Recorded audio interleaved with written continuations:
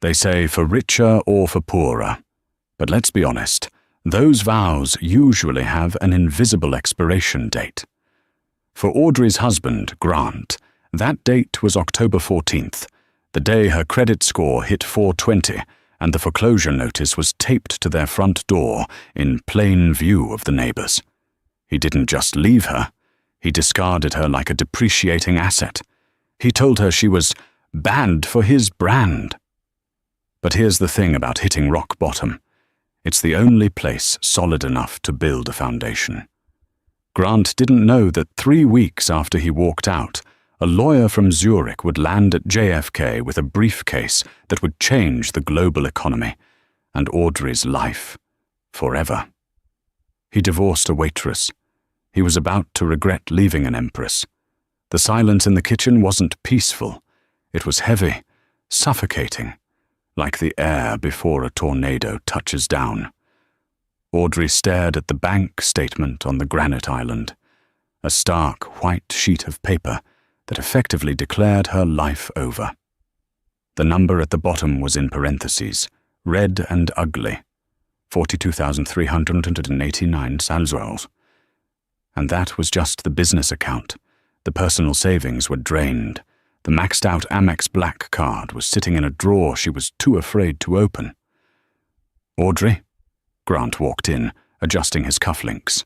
He was wearing the navy bespoke suit he'd picked up in Savile Row last year, back when Audrey's marketing firm, Archer & Vine, was the darling of the San Francisco startup scene.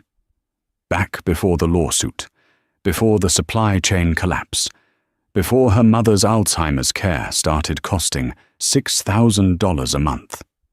"We need to talk," Audrey said, her voice trembling. She hated how small she sounded. She was 34 years old, a woman who had built a company from a laptop in a Starbucks, yet in front of Grant, she felt like a child who had broken a vase. Grant didn't look at her. He looked at his watch, a Patek Philippe Nautilus.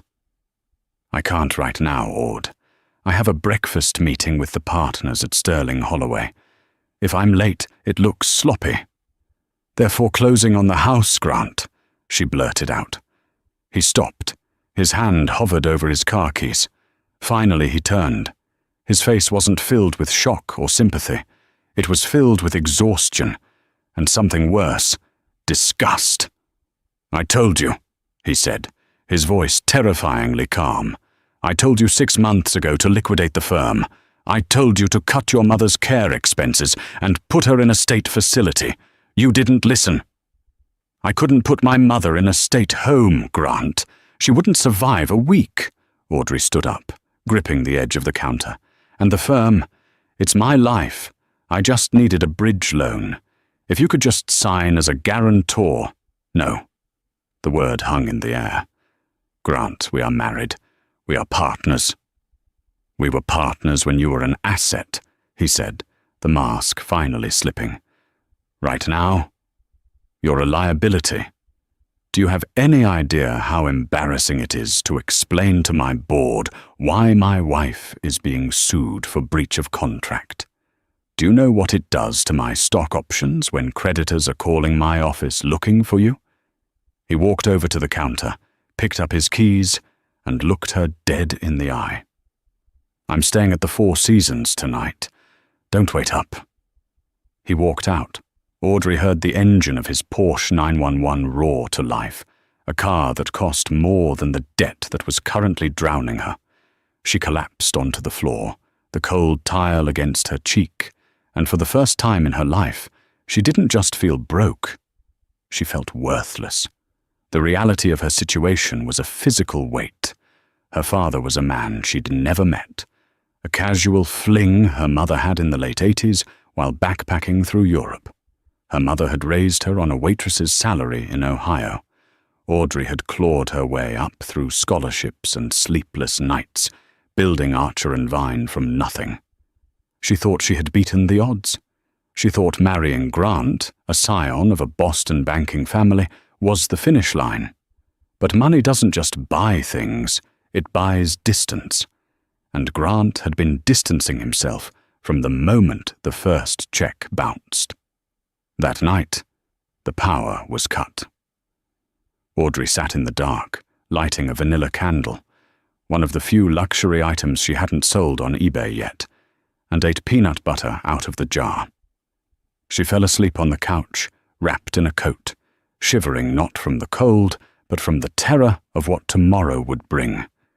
The divorce papers didn't come by mail. They were hand-delivered by a courier at 7:30 a.m. on a Tuesday, 3 days after Grant walked out. Audrey opened the thick manila envelope with trembling hands. Petition for dissolution of marriage. Petitioner, Grant T. Sterling. Respondent, Audrey J. Sterling. He hadn't just filed, he had gone for the throat. He was citing irreconcilable financial infidelity. He was asking for a complete separation of assets, which was a joke, because she had no assets, only debt. But the kicker, the part that made her rush to the bathroom to vomit, was the clause about spousal support. The petitioner requests that no spousal support be awarded to the respondent, citing the respondent's gross mismanagement of shared funds and reckless business practices. He was cutting her off, completely. She called him. Straight to voicemail. She called his office. His assistant, Jessica, a girl Audrey had taken out for drinks, whose birthday she had remembered when Grant forgot, answered in a tone so chilly Audrey could feel the frost through the phone. Mr. Sterling is in a meeting and cannot be disturbed. He has instructed that all future communications go through his legal counsel, Mr. Beatrice. Jessica, please, Audrey begged, hating herself for it. I have nowhere to go. The house is locked up. The bank took the car this morning. I'm at a coffee shop on 4th Street with 2 suitcases. I just need to speak to him. Mr. Beatrice's number is 555-0192, Jessica said, and hung up. The next 2 weeks were a blur of humiliation. Audrey moved into a motel in Daly City, not a boutique motel, a place where the carpet was sticky and the neighbors screamed at each other at 3 a.m. She sold her engagement ring. It was a 2-carat Tiffany diamond. She got $4,500 for it from a pawn shop downtown because she didn't have the time or the paperwork to sell it properly. That money went immediately to the nursing home to keep her mother, Evelyn, in her room for 1 more month. Audrey couldn't tell her what was happening. Her dementia was advanced. She still thought Audrey was in high school. Every time Audrey visited, she'd ask, "Did you finish your homework, Audrey?" "Yes, Mama," Audrey would say, holding her frail hand, hiding the fact that she was sleeping in her clothes. "I finished it." She looked for jobs. She had been a CEO. She had been featured in Forbes' 30 under 30 list 5 years ago. Now she was unhireable. Her credit check was a red flag. The lawsuit against her company was public record. She applied for marketing director roles, then manager roles, then associate roles. Nothing. She eventually took a job as a night shift waitress at a 24-hour diner near the airport. It was a cosmic joke. She was back where her mother started. The uniform was polyester and smelled like old fryer grease. One rainy Tuesday night in November, about 3 weeks after the divorce was finalized, Grant came in. He didn't see her at first. He was with a woman, tall, blonde, impeccable. She was wearing a cream cashmere coat that probably cost more than Audrey's mother's entire year of care. It was Chloe Sutton, the daughter of a real estate mogul. Audrey knew her. They used to go to Pilates together. Audrey froze behind the counter, holding a pot of coffee. Grant looked happy. He looked lighter. He was laughing at something she said, his hand resting possessively on her lower back. He looked like a man who had successfully cut a tumor out of his life. She should have hidden. She should have asked another waitress to take their table. But a strange, cold fire ignited in her chest. She walked over. "Coffee?" she asked. Grant looked up. His smile vanished. The colour drained from his face, leaving him looking pale and waxy. Chloe looked at her, squinting, trying to place the face. Then her eyes widened in recognition. "Audrey," she gasped. "Oh my God, are you working here?" "I am," Audrey said, her voice steady. "The tips are surprisingly good, and the overhead is low." Grant cleared his throat, shifting uncomfortably. He wouldn't meet her eyes. He looked at the menu, then at the table, then out the window. "We'll just have 2 waters. To go." "Grant," she said, leaning in slightly. "You look good. Stress-free." "Audrey, don't," he hissed, finally looking at her. His eyes were hard. "Don't make a scene. You brought this on yourself. You know that." "Did I?" she asked. "I brought the market crash. I brought Mum's illness." "You refuse to cut your losses," he said coldly. "Winners know when to quit. Losers drag everyone down with them. I wasn't going to let you drown me, too." He threw a $20 bill on the table, pity money, and grabbed Chloe's arm. "Let's go." Audrey watched them leave. She watched him open the door of his Porsche for her. She watched the taillights fade into the rainy night. She looked down at the $20 bill. She wanted to rip it up. She wanted to burn it. Instead, she put it in her apron pocket. She needed the money for toothpaste. She went back to the counter, her heart feeling like a stone. Winners know when to quit. That was Grant's mantra. The diner door opened again. A gust of cold wind blew in. She didn't look up. "Sit anywhere you like. I'll be with you in a minute."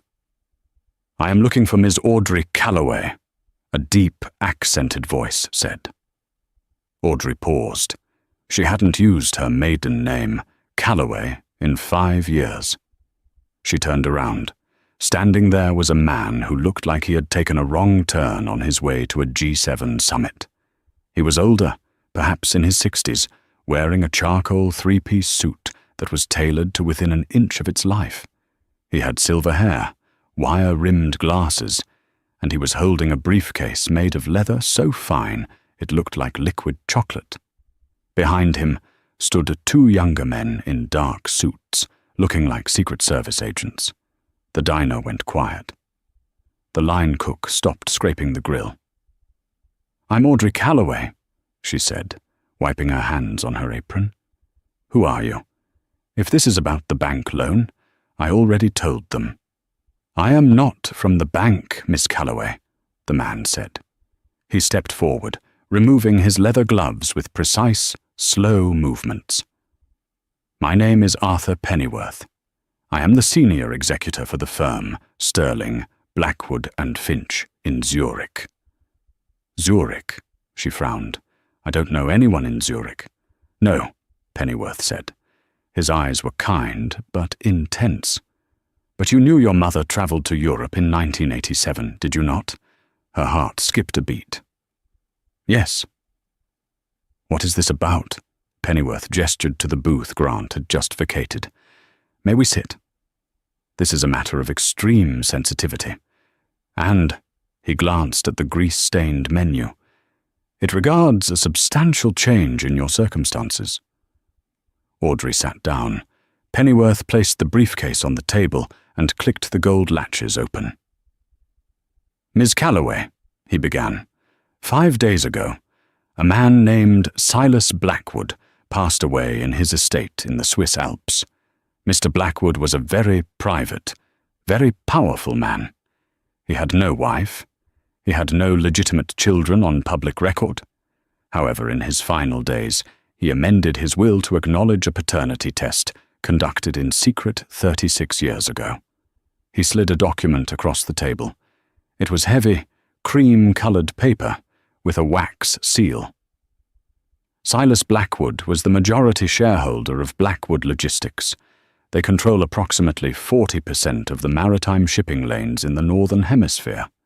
They own the ports in Rotterdam, Singapore, and extensive real estate holdings in London and New York. She stared at him. I don't understand. Mr. Blackwood was your father, Audrey, Pennyworth said softly. And you are his sole heir. He paused, letting the words settle in the smell of bacon and old coffee. The lawyers are still calculating the total liquidity, but the initial valuation of the estate, including the controlling interest in the company, is estimated at approximately $12 billion. The world stopped. The hum of the refrigerator, the rain against the glass, the beating of her own heart. It all went silent. 12, she whispered. Billion, Pennyworth corrected, with a B. And there is one more thing. The board of directors is meeting in New York in 3 days to try and seize control. They believe the heir is a myth. Mr. Blackwood's dying wish was that you take your seat at the head of the table. He left you a letter. He handed her a smaller envelope. On the front, in shaky handwriting, was written, "To my daughter, whom I failed." Audrey looked at the $20 bill Grant had left her, still poking out of her apron. Then she looked at the multi-billion-dollar portfolio on the table. "Mr. Pennyworth," she said, her voice finding a strength she hadn't felt in years. "Wait while I untie this apron." The Gulfstream G650 didn't just fly, it glided through the stratosphere like a silver bullet. The interior smelled of bergamot and fresh leather. Audrey sat in a swivel chair that was wider than the bed she'd slept in for the last month, staring out the window at the Atlantic Ocean far below. In the span of 4 hours, her life had dissolved and reformed. She had quit the diner. She had packed her 2 suitcases. And most importantly, she had authorized Arthur Pennyworth to transfer her mother, Evelyn, to the Cedars, a neurological care facility in Switzerland that cost $20,000 a week. They had a specialized memory unit. She was already on a medical transport plane ahead of them. Audrey wasn't doing this for the yachts or the diamonds. She was doing it for her mother. And, if she was being honest, she was doing it for the woman Grant Sterling had called a liability. "Miss Calloway?" Pennyworth placed a steaming cup of tea on the table beside her. "We land in Titterboro in 3 hours. You need to read the briefing. The board of directors isn't expecting a family reunion. They are expecting a hostile takeover." "Who are they?" she asked, picking up the heavy binder he had prepared. "Vultures," Pennyworth said, his voice devoid of emotion. "The ringleader is Charles Whitmore. He was your father's COO. He's been running Blackwood Logistics as the interim CEO for the last 6 months, while Silas was indisposed. Whitmore believes the empire is his by right of succession. He plans to announce a merger with a rival firm, Triton Global, on Friday. If he signs that deal, your majority shares get diluted. You lose control before you even step in the door. So I have to stop a merger," she said, flipping through the pages. "I ran a marketing firm, Arthur. I didn't manage global shipping fleets." "Business is business, Miss Calloway. The scale changes, but the sharks swim the same way. And you have something Whitmore doesn't." "What's that?" "You have your father's instincts, and you have nothing to lose. Whitmore is terrified of losing his status. You have already lost everything. That makes you dangerous." Audrey opened the binder. It was dense. Financial reports, supply chain maps, personnel files. But as she read, a strange familiarity washed over her. Her failed company, Archer and Vine, had died because of supply chain collapse during the global shipping crisis. She had spent 2 years obsessing over shipping containers, port delays, and tariff loopholes trying to save her business. She wasn't a novice. She was a casualty of the very industry she now owned. She pointed to a graph on page 42.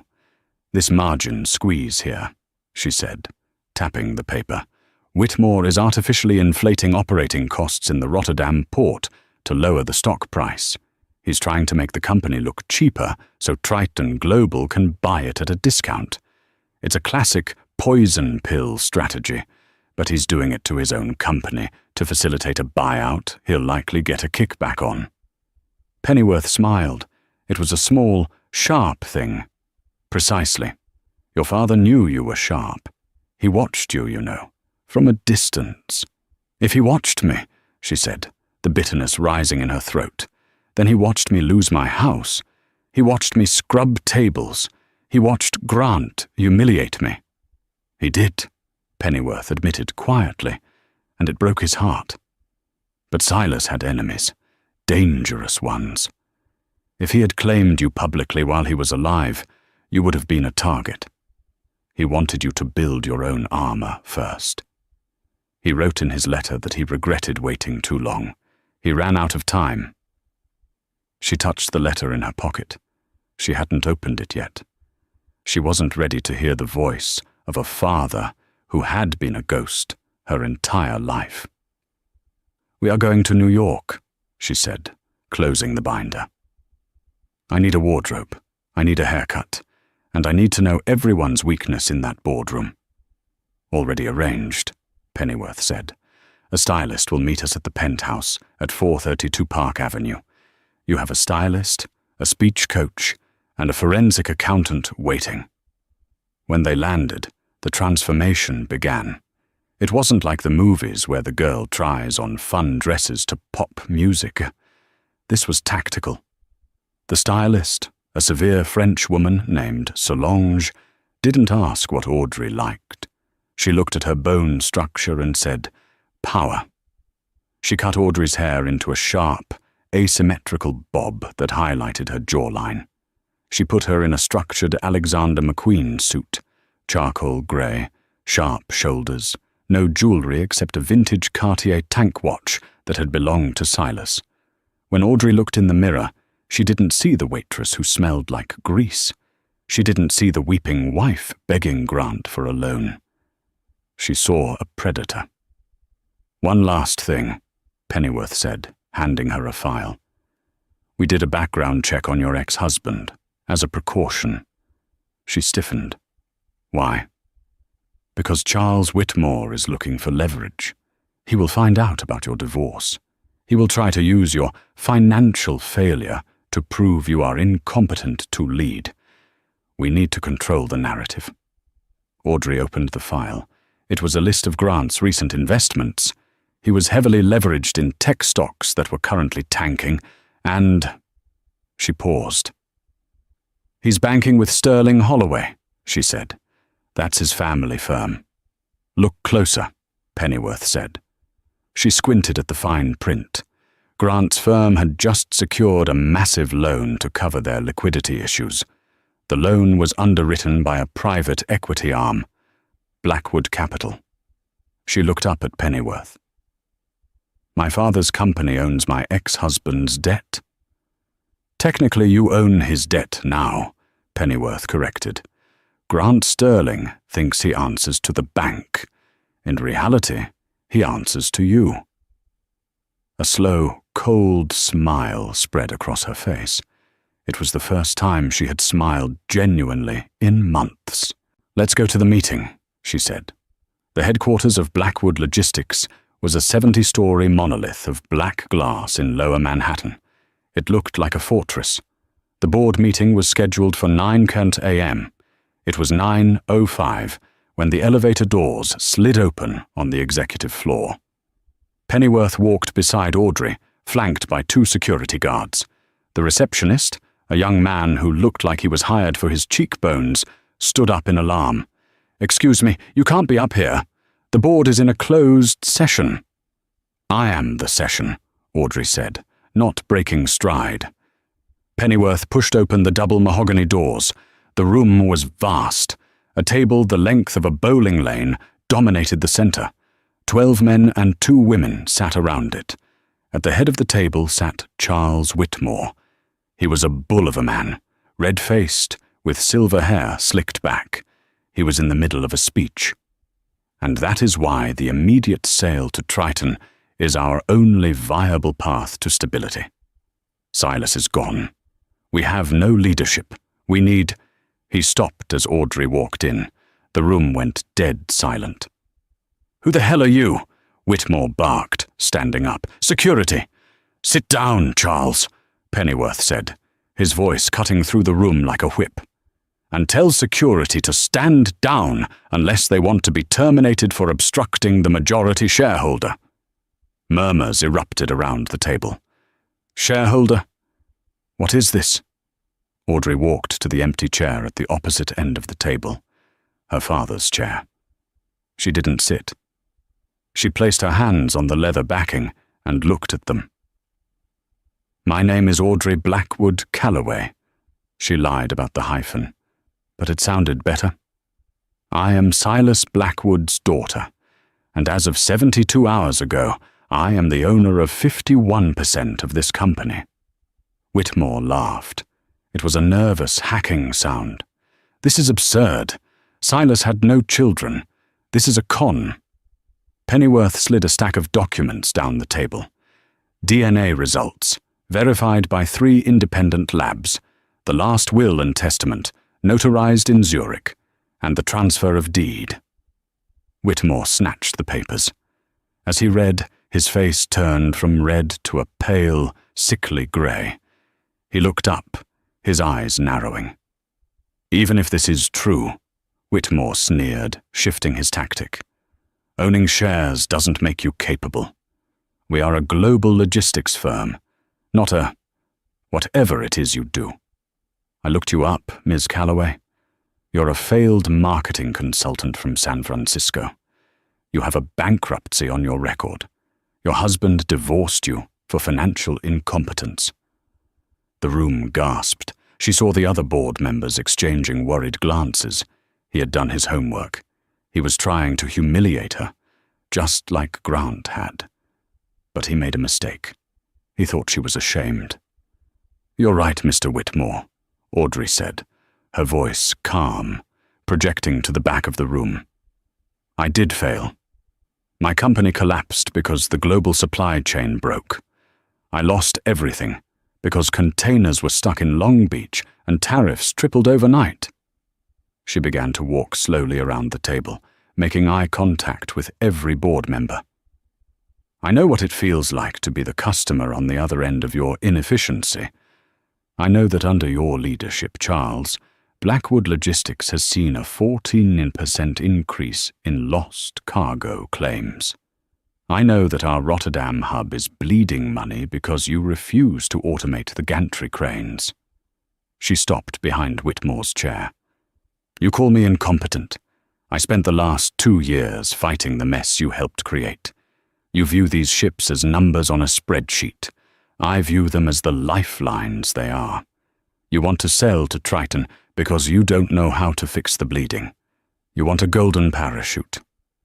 She leaned down, close to his ear. "I don't need a parachute, Charles. I know how to fly the plane." She straightened up and looked at the board. "The merger with Triton is off the table. Instead, we are going to restructure the European division. We are going to implement the automation override in Rotterdam immediately, and we are going to audit the executive expenses for the last 5 years." She looked directly at Whitmore, starting with the CEO's discretionary fund. Whitmore slammed his hand on the table. "You can't do this. I am the chairman. You need a board vote to remove me." "Actually," Pennyworth interjected, adjusting his glasses, "according to the corporate bylaws, the majority shareholder can remove the interim CEO without a vote during a time of emergency transition. Silas wrote that clause himself." "You're fired, Charles," Audrey said. "Pack your things. You have an hour." For a second, nobody moved. The tension was so thick it felt physical. Then, one of the board members, a woman with sharp eyes named Diana, slowly closed her folder on the Triton merger. "Seconded," she said quietly. Another member stammered. "I accept the new direction." Whitmore looked around, realizing his power had evaporated in minutes. He grabbed his briefcase and stormed out, muttering obscenities. Audrey sat down in her father's chair. The leather was still warm. She looked at the 12 strangers staring at her, waiting for orders. Her hands were shaking beneath the table, but she clasped them together so hard her knuckles turned white. "Now," she said, opening her binder. "Let's talk about the Q4 projections. They're unacceptable." The meeting lasted 6 hours. By the time it ended, her brain felt like it was melting, but she had established dominance. She hadn't just survived, she had led. She retreated to the CEO's office, a room the size of her old house, with floor-to-ceiling windows overlooking the Empire State Building. She collapsed onto the sofa, kicking off her heels. "You did well," Pennyworth said, pouring a drink from the crystal decanter. "I was terrified," she admitted. "That's why you did well. Only fools are fearless." Her phone buzzed. She had a new phone, encrypted, but she had kept her old number active, just in case. It was a text from Jessica, Grant's assistant. "Audrey, I don't know what's going on, but Grant is freaking out. He just saw a news alert on Bloomberg about a mystery heiress taking over Blackwood. He's asking if I have your new number. What should I tell him?" Audrey stared at the screen. The news cycle moved fast. "Arthur," she said, "is the press release out?" It went live 10 minutes ago. "Daughter of late tycoon Silas Blackwood emerges as new chairwoman." "Does it mention my name?" "It does." She looked out at the city lights. Grant was out there somewhere. He was probably reading the article right now. He was probably choking on his scotch. "Let him freak out," she whispered. She typed back to Jessica. "Tell him you don't know where I am. Tell him I vanished." She wasn't ready to see Grant yet, not until she could buy and sell his entire world. And according to the file Pennyworth had given her, that would be sooner than he thought. The intercom on the desk buzzed. "Ms. Blackwood," the receptionist's voice came through. "There is a Mr. Charles Whitmore downstairs. He's demanding to come back up. He says he has information about your sordid past that the board needs to hear." She walked over to the desk and pressed the button. "Let him scream at the lobby walls," she said, "and call the police if he trespasses." But a cold knot formed in her stomach. Whitmore wasn't going to go quietly, and a man like that, desperate and humiliated, would look for allies. He would look for anyone who hated her as much as he did. He would look for Grant. Grant Sterling was not having a good week. He sat in the corner booth of the Griffin Club, a members-only establishment in Manhattan where the air smelled of old money and cigars. He swirled the amber liquid in his glass, his other hand clutching his phone. The headline on the screen mocked him for the 100th time that hour. From bankruptcy to billions, the Cinderella story of Audrey Blackwood. "She played me," Grant muttered to himself, the alcohol burning his throat. She knew. She had to know. He was replaying the last 6 months in his head.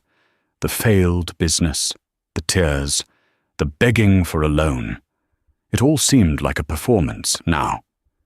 If she was Silas Blackwood's daughter, she must have had a trust fund, a safety net, something.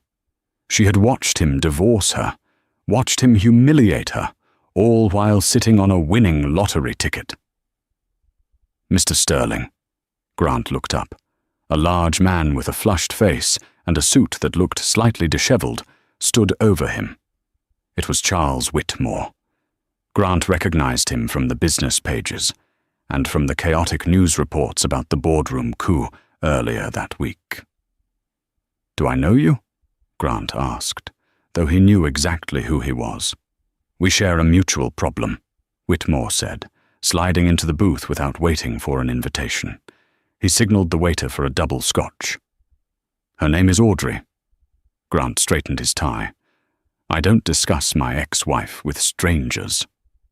"She's not just your ex-wife anymore, Sterling. She's the woman who fired me from the company I built." Whitmore spat, his voice low and venomous. And she's the woman who is about to destroy your reputation." "My reputation is fine," Grant lied. "Is it?" Whitmore pulled a folded newspaper from his jacket pocket. Page 6. Rumors are already swirling. Did Grant Sterling leave the heiress because he couldn't handle a powerful woman? "You look like a fool, Grant. You look like the man who threw away a diamond because he thought it was glass." Grant's jaw tightened. "What do you want?" "I want my company back," Whitmore said. "And you want your money?" "I have money." "You have debt," Whitmore corrected. "I have friends at the bank. I know Sterling Holloway is leveraged to the hilt. If Audrey decides to squeeze you, you're finished. But if we work together, we can stop her." Grant leaned in. "How?" "She owns 51% of the shares. It's a dictatorship." "She obtained those shares through inheritance," Whitmore whispered, his eyes gleaming with malice. "But the inheritance is contingent on her being of sound mind and character." Silas Blackwood was paranoid. He put clauses in everything. Whitmore took a sip of his drink and smiled. "You were married to her for 7 years. You know her secrets. You know about her mother's condition." Grant hesitated. "Evelyn has early onset dementia. It's genetic." "Exactly." Whitmore slammed his hand softly on the table. "We can argue that Audrey is displaying the same symptoms. Erratic behavior, delusions of grandeur. The bankruptcy caused a mental break. If we can prove she is mentally unfit to lead, the board can vote to suspend her voting rights and reinstall me as interim CEO." "And what do I get?" Grant asked. "If she is declared incompetent, her assets are frozen and placed under a conservatorship. As her former spouse, who was deceived about her financial status during the divorce proceedings, you can sue for a mistrial of the divorce. You could claim half the marital assets, which now include her inheritance. You could walk away with $6 billion. Grant felt a rush of adrenaline. $6 billion. It was a number so large it didn't feel real. He thought about Chloe, his new girlfriend, who had been nagging him about a yacht. He thought about the partners at his firm looking down on him. "She humiliated me," Grant said, justifying it to himself. "She lied to me by omission. That's fraud." "So," Whitmore extended a meaty hand. "Are we partners?" Grant looked at the hand. He knew this was dirty. He knew it was cruel. Audrey had never hurt him. She had loved him. But his pride was wounded, and his greed was starving. He shook Whitmore's hand. "Let's take her down." The Blackwood Winter Gala was the social event of the season. It was held at the Metropolitan Museum of Art in the Temple of Dender. The room was bathed in blue light, filled with senators, tech moguls, and celebrities. Audrey stood at the top of the stairs, looking down at the sea of sharks. "You look like a weapon," Solange, her stylist, whispered as she adjusted the hem of the dress. It was a custom Versace gown, black velvet that absorbed the light, with a neckline that plunged dangerously low and a slit that went up to her thigh. Around her neck was the Blackwood diamond, a 30-carat stone that her father had bought in an auction in 1990. "I feel like bait," Audrey muttered. "That is the point," Pennyworth said, stepping up beside her in a tuxedo. "Whitmore and Grant have been busy. They filed an emergency injunction this afternoon claiming you are mentally unfit to lead. They leaked a story to the Post about your mother's genetics." Audrey felt a flash of cold rage. They could attack her. They could attack her business. But bringing her mother into this? Using her illness as a weapon? "Is everything in place?" she asked. "The trap is set," Pennyworth confirmed. "They are both here. They believe they are going to serve you with the legal papers in front of the press. They want a public breakdown. Let's give them a show, then." She descended the stairs. The moment her foot touched the first step, the cameras flashed. 1,000 blinding lights. She didn't blink. She walked with the rhythm Pennyworth had taught her, slow, deliberate, regal. She worked the room for an hour, shaking hands, smiling, accepting condolences for a father she never knew. She felt eyes on her constantly. Then the crowd parted. Grant walked toward her. He was wearing a tuxedo that fit perfectly, his hair styled, his smile practiced. On his arm was Chloe, looking nervous. Behind them, lurking like a shadow, was Charles Whitmore. The music seemed to quiet down. People sensed the confrontation. Phones came out. "Audrey," Grant said, his voice loud enough to carry. He stepped into her personal space. "You look expensive." "Grant," she said, keeping her face impassive. "I see you brought a +1 and a +2. She nodded at Whitmore. "We need to talk, Audrey," Grant said, his tone shifting to one of mock concern. "Charles and I are very worried about you. This sudden change, the stress. We know about the manic episodes." "Manic episodes?" She raised an eyebrow. "Is that what we're calling success these days?" "We know you're not well." Whitmore stepped forward, holding a manila envelope. "We have statements from your former employees about your erratic behavior before the bankruptcy. We have medical records regarding your genetic predisposition." The crowd gasped. This was a direct attack. "We're doing this because we care," Grant added, reaching for her arm. "Audrey, come with us quietly. Don't make a scene. The lawyers just want to make sure you're safe." He was trying to gaslight her. In front of 500 of the most powerful people in New York. He wanted her to scream, to cry, to look like the crazy ex-wife. Audrey looked at Grant's hand on her arm. Then she looked at the camera crews. She laughed. It was a soft, dry laugh. "Grant," she said, stepping back so his hand fell away. "You always did have terrible timing." She signaled to the DJ booth. The music cut out completely. The room went silent. "Since we are airing Dirty Laundry," she said, her voice amplified by the acoustics of the temple, "let's talk about Sterling Holloway." Grant's smile faltered. "This isn't about business, Audrey. It's always about business," she corrected. "Arthur, the screen, please."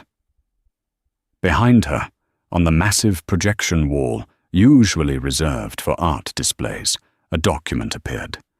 It was a balance sheet. "This," she gestured to the screen, "is the financial standing of Grant's firm. As you can see, they are insolvent. They have been hiding losses in offshore shell companies for 3 years."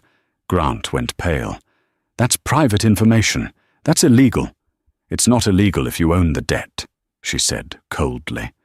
"And as of this morning, Blackwood Logistics purchased the distressed assets of Sterling Holloway. I own your firm, Grant. I own your building. I own your mortgage." She took a step toward him. He shrank back. "And you?" She turned to Whitmore. "You talk about fraud?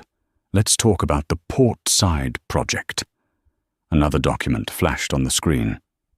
"Charles Whitmore has been siphoning 3% of all shipping contracts into a private account in the Cayman Islands. It's not incompetence, Charles. It's embezzlement. The forensic accountants finished their audit an hour ago. The FBI is waiting at the exit." Whitmore dropped his glass. It shattered on the stone floor, the sound echoing like a gunshot. "This is a lie!" Whitmore screamed, his face turning purple. "She's crazy! She's hallucinating!" "Am I?" Audrey pulled a remote from her clutch and clicked it. A video played on the screen. It was grainy, security footage from the Griffin Club. It showed Grant and Whitmore shaking hands. The audio was crystal clear. "Whitmore, if we can prove she is mentally unfit, you could walk away with $6 billion. Grant, let's take her down." The gasp from the crowd was a physical wave. Chloe pulled her arm away from Grant as if he were on fire and stepped back into the crowd. Grant stood alone. He looked at the screen, then at her. His eyes were filled with absolute terror. He wasn't looking at his ex-wife anymore. He was looking at his executioner. "You wanted a divorce, Grant," she said, her voice low and hard. "You wanted a separation of assets. Well, you got it. I have the assets. You have nothing." She turned to the security team. "Please escort these gentlemen out. The police are waiting on Fifth Avenue." 2 guards grabbed Whitmore, who was sputtering and cursing. Grant didn't fight. He just stared at her, his mouth opening and closing, finding no words. He looked small. He looked like the day he walked out on her. But this time, he was the one leaving with nothing. As they dragged him away, he shouted one last thing. "I loved you. Audrey, I did it for us." She watched him disappear through the heavy doors. "No, Grant," she whispered to the empty air. "You loved yourself. I just paid the bill." She turned back to the stunned crowd. She smoothed her dress, raised her champagne glass, and smiled the smile of a woman who had just won a war.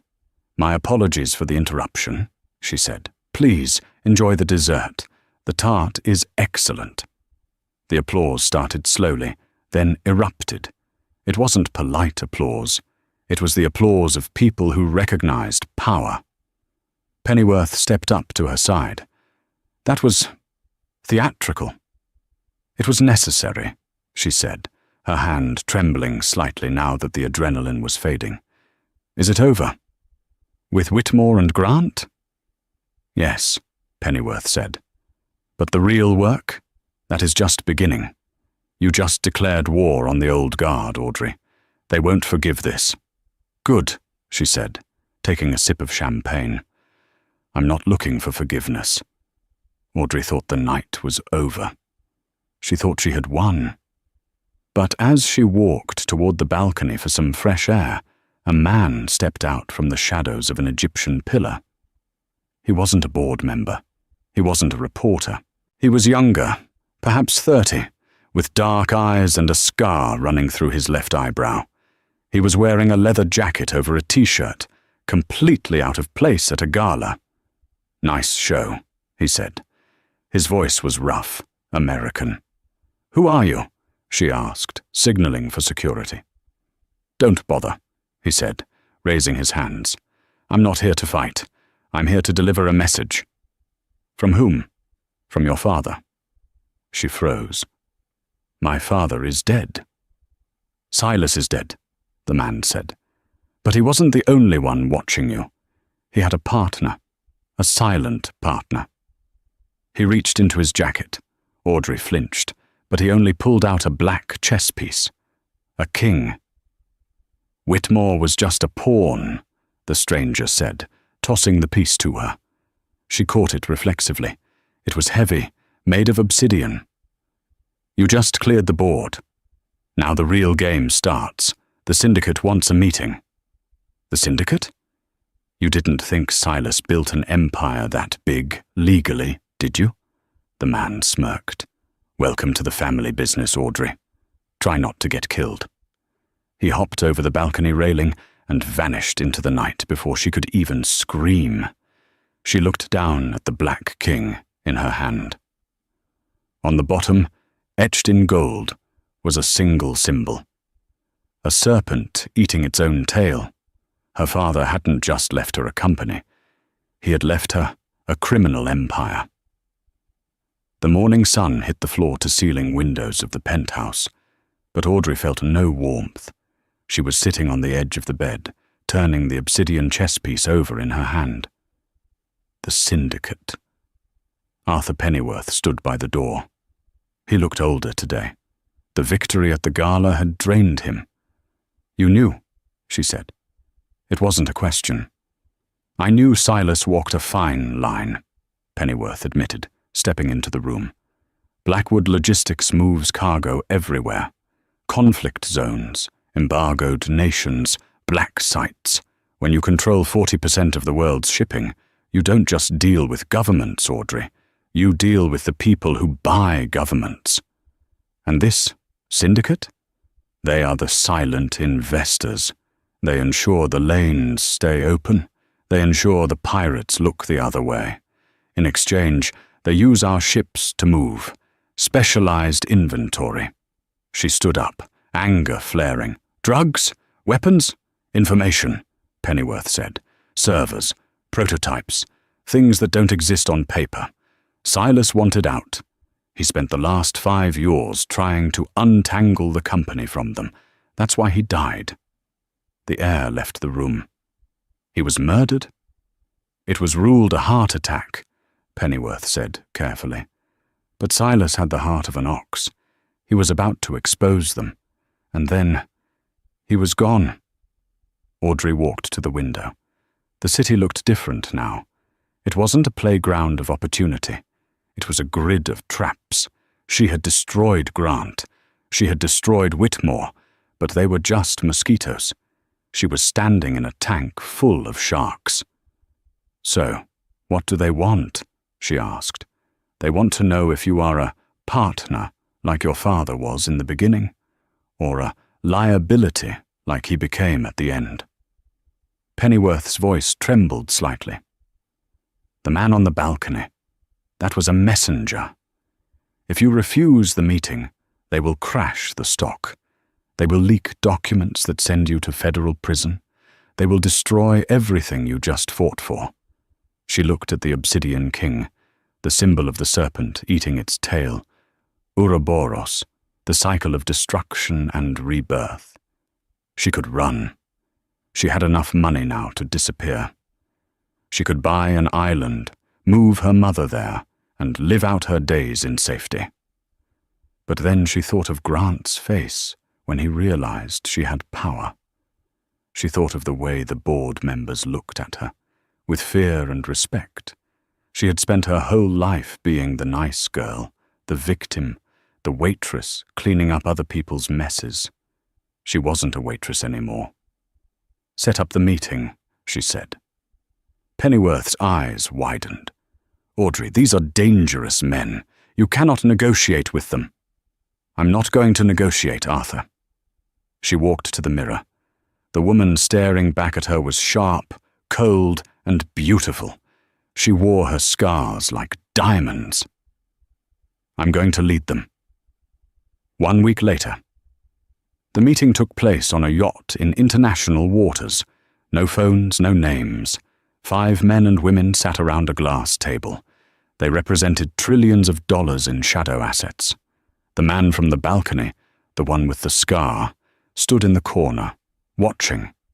Audrey walked in alone.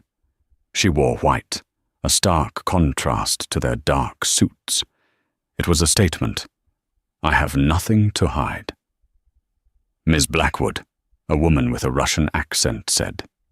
She didn't offer a hand. "You have made quite a noise in New York.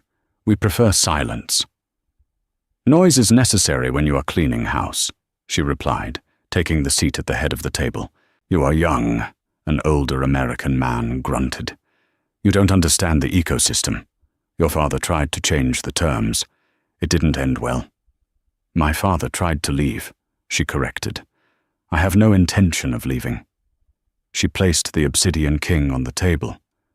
The sound of the heavy stone against the glass silenced them.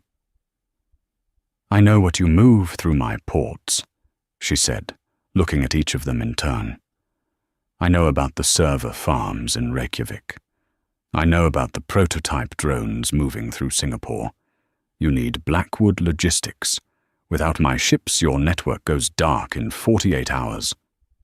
"We can find other ships," the Russian woman threatened. "No, you can't," Audrey smiled. "Because I just bought the 2 largest competitors in the Pacific. As of this morning, I control 65% of the lanes you use. If you want to move anything, you move it through me." The room went deadly quiet. They hadn't expected her to double down. They expected her to beg for her life. "This is blackmail," the American spat. "This is leverage. she said. "I am doubling your transport fees, and in exchange, I am offering you something my father never did." "And what is that?" "Stability," she said. "My father had a conscience. I have a business plan. I don't care what you move. I care that it arrives on time, and I care that my cut is deposited in Zurich by noon." The scarred man in the corner chuckled. The Russian woman looked at her for a long time. She was searching for fear. She found none. Slowly she nodded. "Welcome to the table, Miss Blackwood." Audrey returned to New York a ghost. The press still hounded her, but she never gave interviews. She visited the prison once, minimum security, white collar. Grant was sitting in the visitation room. He looked terrible. His hair was thinning, his skin sallow. The bespoke suits were gone, replaced by a drab jumpsuit. He picked up the phone on the other side of the glass. "Audrey," he choked out. "Please, you have to help me. Whitmore set me up. I didn't know about the embezzlement. I can't be in here." She looked at him. She tried to find the love she used to feel. She tried to find the pain, but there was nothing. He was just a stranger who used to know her name. "You're not in there because of Whitmore, Grant," she said softly. "You're in there because you bet against me." "I'm sorry," he wept, pressing his hand to the glass. "I'm so sorry. I love you." "I know," she said. She stood up and placed her hand on the glass, just for a second. "But love doesn't pay the rent." She hung up the phone. She walked out of the prison and into the waiting limousine. Pennyworth was waiting with a file. "The acquisition of Triton Global is complete," he said. "And your mother is settling in well at the clinic. She asked for you today." "I'll fly out tonight," she said. As the car pulled away, merging into the traffic of the city she now owned, Audrey looked at the skyline. She had lost her husband. She had lost her innocence. She had lost the simple life where a $20 tip was a good night. But she had found something else. She touched the obsidian king in her pocket. She had found her kingdom. And that is how Audrey went from counting tips at a diner to controlling the world's most dangerous shipping empire. She lost the man who didn't value her, but she gained a crown that no one can ever take away. Grant learned the hard way that you never kick a woman when she's down, because she might just be kneeling to pick up a weapon. What do you think? Did Audrey make the right choice by joining the syndicate? Or should she have exposed them and risked everything? And be honest, would you have visited Grant in prison or left him to rot without a word? Let me know in the comments below. If you enjoyed this story of revenge and power, please hit that like button. It really helps the channel. And subscribe for more dramatic stories every week. Thanks for watching. And remember, be careful who you leave behind.